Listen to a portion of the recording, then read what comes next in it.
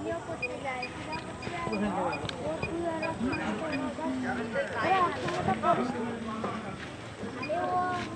ও শিখতে পড়ে আসলে খাইয়ে পড়ি তাও ঠান্ডার দিকে পড়াই মধু মধু